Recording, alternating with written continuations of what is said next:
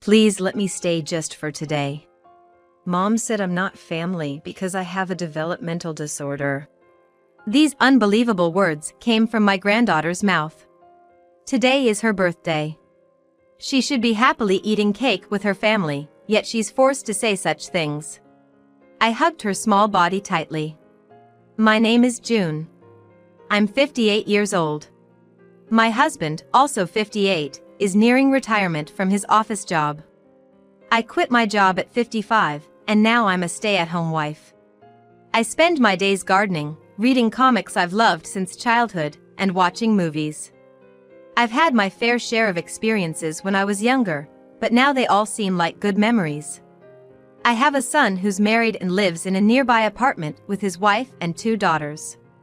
The elder granddaughter is 8, and the younger is 6. Having raised only one son, being around 2 girls feels new to me. My daughter-in-law, Nancy, is a cheerful person, and I think our mother-in-law and daughter-in-law relationship is pretty good. Nancy often leaves her 2 daughters with me since I quit my job. Sorry, June. I have a lunch date with my mom friends today. Could you watch the girls? A high school friend is visiting from the countryside. I'm going shopping. The reasons vary, but she frequently leaves the girls with me to go out. I've never refused because I enjoy spending time with my granddaughters. Nancy is a stay-at-home mom. My son is 35 and a department manager at a fairly large company. He must be earning a decent salary. Some of my old friends say, lucky her, leaving her kids with her mother-in-law and going out all the time as a stay-at-home mom, but I don't know if once every 10 days is often or not. That day, Nancy brought her 2 daughters over. The elder is called Amy, and the younger, Lily. Lily, resembling her mother, is a bright child. When she sees me, she always shouts, "Yeah, Grandma," and hugs around my waist. In contrast, Amy, the elder, silently nods her head so slightly you might not even notice. That girl is so unfriendly, Nancy often says, lightly flicking her daughter's head, which is a routine. It's not like she never greets. I don't think she needs to be flicked. Sorry, June. There's a concert by an artist I've always liked today. I might come back a bit late, Nancy says, dressed up more than usual. Oh, that's why you're dressed up today. All right, go and enjoy yourself. My old friends would probably say, lucky her, going to a concert while leaving her kids with her mother-in-law. Well, shall we make some pancakes? I'll help. I want mine with whipped cream. Lily says, eagerly cute. Ignoring her sister, Amy then says, Grandma, can I read comics? Of course. I'll call you when the pancakes are ready. Nancy might call her unfriendly, but I don't mind Amy's independent nature. It's probably because I'm the same type. When I stopped working and Nancy started leaving the girls with me, they often played with drawing. Despite being 2 years apart, Amy was astonishingly good at drawing. Having always liked comics, I consider myself to have a decent eye for art. And I was even impressed by her skill. Her drawings weren't the typical doll-like illustrations most girls make. She drew characters with a real sense of dimension. Wow, Amy, you're really good at drawing. I couldn't help but praise her enthusiastically. But Daddy and Mommy said her drawings aren't cute, said Lily, who had just turned 5. Probably feeling jealous because I praised her sister so much. Her drawings were typical for her age, big-eyed doll-like figures, which were cute in their own way. I felt sorry for Amy, given her parents' lack of artistic appreciation. Amy, you're incredibly talented. Grandma's amazed. You know, your dad was never good at drawing or crafts even as a kid. He just can't see how wonderful your drawings are. Amy smiled shyly at my words. She rarely showed her emotions, which made her smile all the more precious. Maybe her drawings are too sophisticated for her age, which might be why her parents don't find them cute, but I couldn't understand why they wouldn't praise her. When Lily fell asleep, I asked Amy if she wanted to read comics. I haven't read many comics, she replied. I've always loved comics and have a large collection at home. My son wasn't much into comics as a child, and I've never heard that Nancy liked them either. Naturally, they wouldn't have bought many for their kids. I took Amy to the room with the bookshelves. Feel free to read anything you like. Grandma will make lunch in the meantime. While I prepared noodles for lunch, Amy stayed in the room without making a sound. Even when I called her for lunch, there was no response. When I went to fetch her, she was engrossed in reading a comic. During lunch, she talked about the comic. It was surprising since she's usually not very talkative. Even Lily remarked, "Sis is talking a lot." That's weird. It must have been a rare occasion. I'm not great with books full of text, but comics are really fun and interesting. Hearing her say that made me, a comic lover, very happy. After lunch, Amy continued reading comics until dinner. Since that day, whenever Amy comes over, she heads straight to the bookshelf and spends her time reading comics alone. I was happy to see her interest in comics, but then I was surprised when Lily said, "Sis is boring, always reading comics."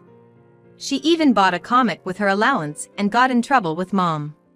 I think it's fine for her to buy comics with her allowance. I remember how hard it was to have my interests dismissed by my parents as a child. I'm definitely on Amy's side. One day, Nancy asked me to make a rice snack for Lily's birthday party. I bought a cute stationery set online for her gift and prepared the rice snacks before heading to my son and Nancy's house. Amy laid out her new sparkly stationery set on the empty space of the table. With a delighted expression, she exclaimed to her sister, "Isn't it great? This is mine, so you can't use it, Lily." Her childlike excitement was palpable. I regretted not buying something for Amy as well. "I hope you're looking forward to your birthday present too, Amy," I said, trying to make her feel included. But Nancy's cold response took me by surprise.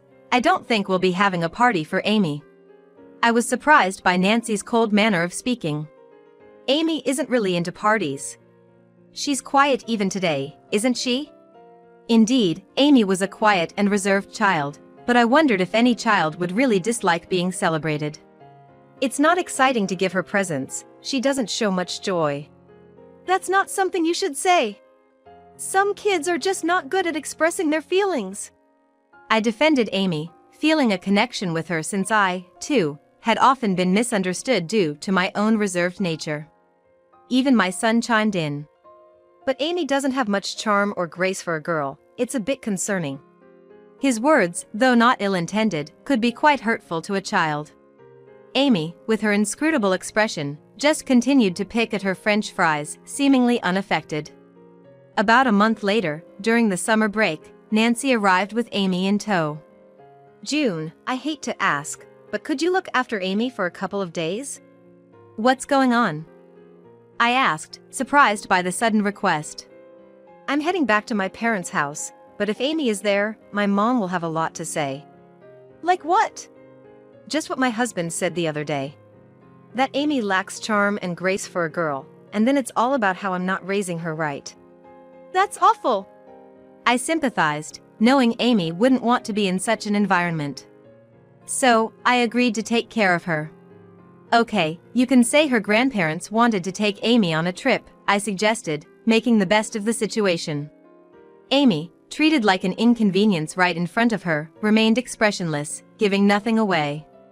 "Grandma, are we going on a trip?"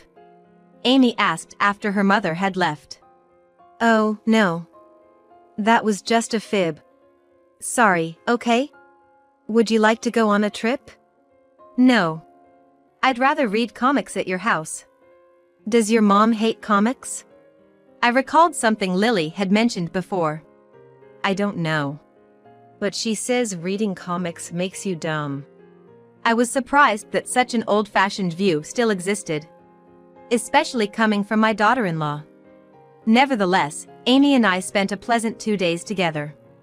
She was engrossed in her comics most of the time, but I enjoyed hearing her thoughts on them. Some were perhaps a bit mature for a girl her age, but I didn't object, remembering how much I hated being restricted as a child. During dinner, Amy was so caught up in talking about the comics that she almost forgot to eat. My husband, a bit sunburned from golfing, watched Amy and chuckled, "She's just like you."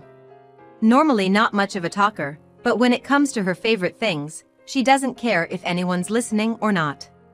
Just like you. Well, they are grandmother and granddaughter, so it's not weird they're alike. When Nancy came to pick her up, Amy seemed like she didn't want to leave. It was both pleasing and a bit sad for me. Feel free to come over anytime, I said, and she smiled broadly and nodded. What's with you? You're all smiles for Grandma. I thought to myself, she could have chosen a nicer way to say that. Right after she said that, Amy's expression went blank. For Amy's birthday, though we weren't having a party, I wanted to give her a present. So, I went to the town center and bought her a sketchbook and a set of 120 colored pencils, all wrapped up as a gift. I also bought Lily a character-themed notebook and a set of colored pencils. Today being a weekday, the kids were probably still at school, so I thought I'd go home and make some more sushi rolls. Walking home from the bus, I saw a small figure in my garden. Sometimes kids from the neighborhood pick flowers from my flower beds. They say flower picking isn't really a crime, but as someone who takes care of them, I can't just overlook it. As I hurried home, I found Amy standing alone in the garden. Amy, what's up? Are you here alone? I asked, surprised. She replied in a small voice, can I stay here tonight, just for today? Sure, but what about your mom? Did you come here alone? Mom said I'm not family because I have a developmental disorder. What do you mean?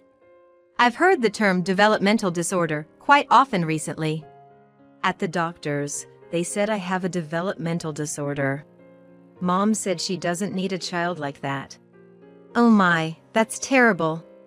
Let's go inside the house, I said, taking her hand. Honestly, I didn't really understand what a developmental disorder was. Was it some kind of abnormality?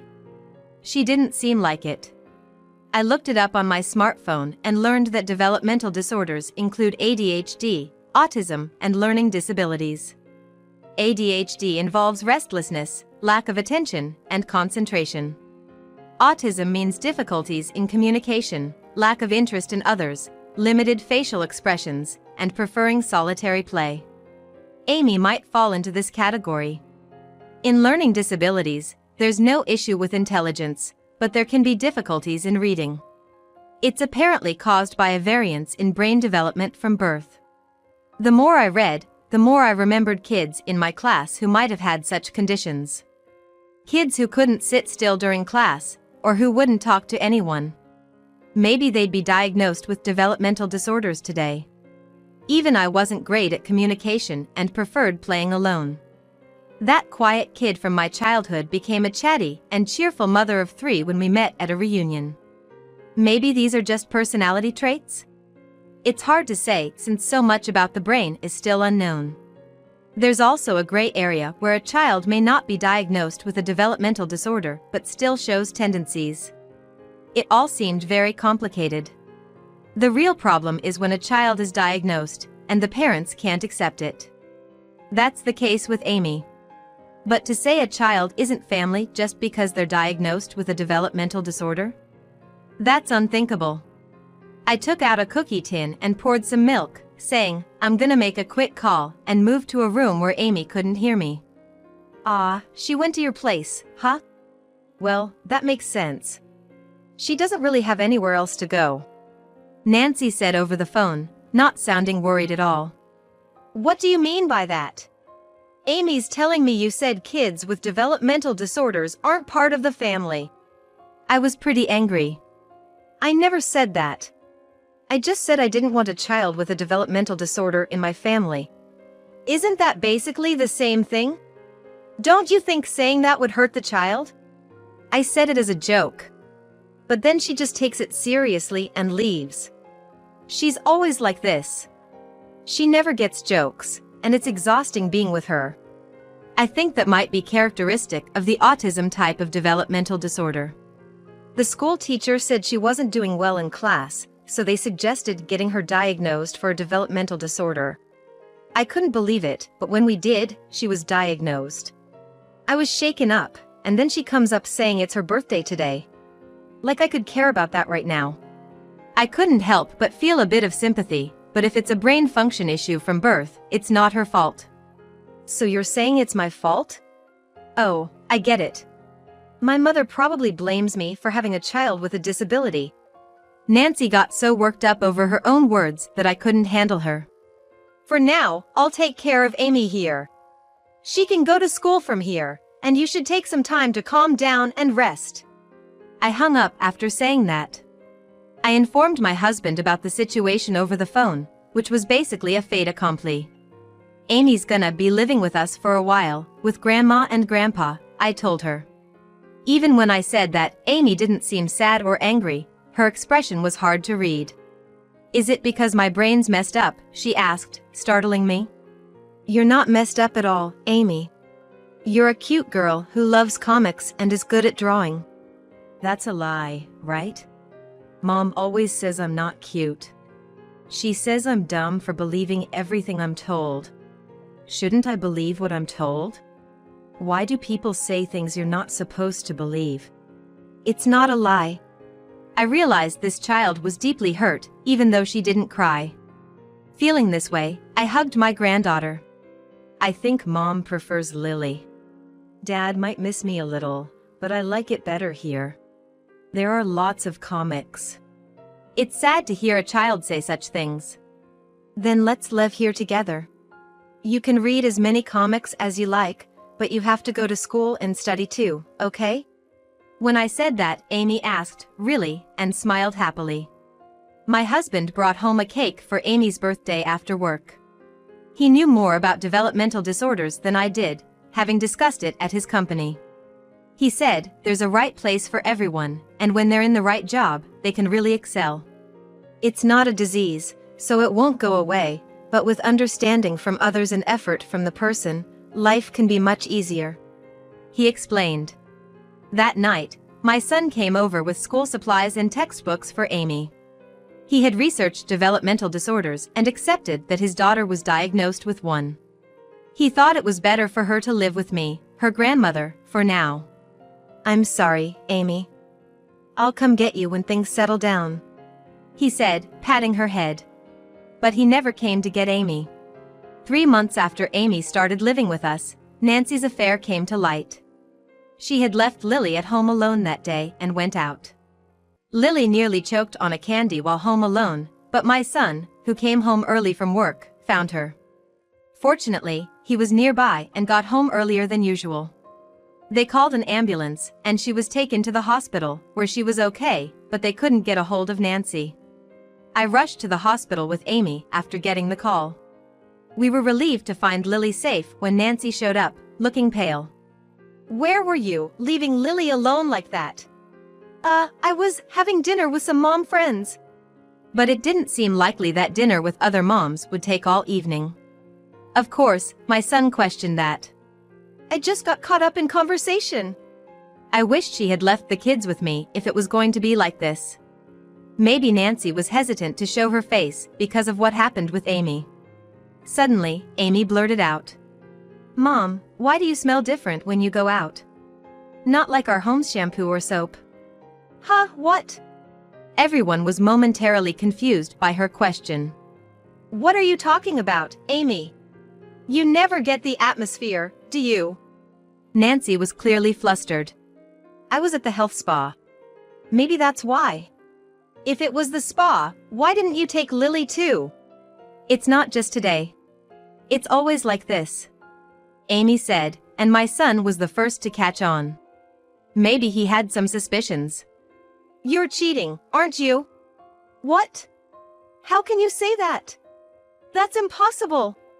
Don't take what Amy says seriously. That's when I remembered something about developmental disorders. Come to think of it, people with developmental disorders can be sensitive to sounds and smells. They can really dislike unfamiliar scents, I mentioned, and the atmosphere turned icy. Not just Amy, but you too, June. You don't get the atmosphere. It's not my fault. My husband is all about his work, leaving everything about the house and kids to me. I get stressed too. And now, being told my child has a developmental disorder, think about me for once. Nancy yelled back defensively. Amy had developmental issues even before you started leaving them with me and going out frequently. I wondered what this daughter-in-law was talking about. So, you were cheating while leaving your daughters with June. I'm not saying I'm blameless, but that's no excuse for your affair. Realizing there was no escape, Nancy burst into tears and got scolded by a nurse for causing a commotion in the hospital. I never suspected a thing. Never thought my daughter-in-law would leave her kids with me to meet other men. Was I unwittingly aiding her affair? Turns out, the other man was a high school classmate she reconnected with at a reunion. He ran a bar and had time during the day, so they met at hotels then. Nancy was berated by her own mother for cheating and risking losing her kids in a divorce, and she wasn't allowed to return home. Now, she's working a night job that includes lodging. After the divorce, my son and his 2 daughters moved in with us. For a while, my son was down, but with my encouragement that he had a responsibility to raise his daughters, he started to look forward.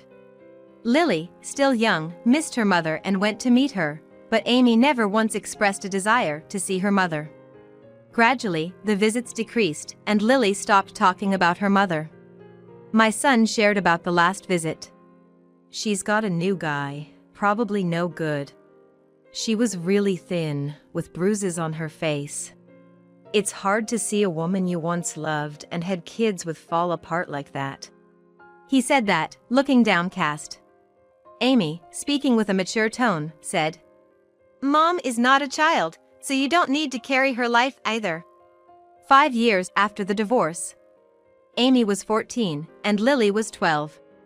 I shouldn't say this, but I'm glad my parents divorced and we got to live here. This feels like my real family, Amy said, having become much more talkative and able to express her feelings. People with developmental disorders can struggle with imagination and reading social cues. It's hard for them to picture things from text, making reading novels difficult. It's thanks to Grandma letting me read lots of comics. Comics have dialogue and expressions that make sense together, and they explain things well. She laughed. Living with her, I was amazed to find how smart Amy was. Good memory is common in people with autism-type developmental disorders. She's intelligent and good at studying, but maybe her difficulty in understanding others' feelings makes her easily misunderstood. My husband says, I bet Amy will grow up to be a doctor or a lawyer. But Amy herself says, I want to be a cartoonist. Can I make it? Indeed, your drawings are so good, you might just do it. I'd be thrilled if my granddaughter became a cartoonist. When you search for famous people with developmental disorders, you find quite a list. Of course, their success isn't because of their disorders. It's their own effort and support from others that matter. Still, seeing successful people with such challenges, I hope it helps reduce some of the weird discrimination and prejudice. Wouldn't it be nice if everyone had an instruction manual? Amy sure has a way with words. Whether you have a developmental disorder or not, everyone has their own strengths and weaknesses. Compatibility matters too, and knowing these things in advance would make life easier for many. Recently, Amy drew a family portrait for us. It was so wonderfully done that I was moved to buy a frame and hang it in the living room. Amy was shy, but seemed happy about it. Seeing this, my husband chuckled and said, maybe she could become a painter. His pride in his granddaughter knows no bounds. And I'm just as smitten. We don't know what the future holds for our granddaughters, but we want to support them in any way we can.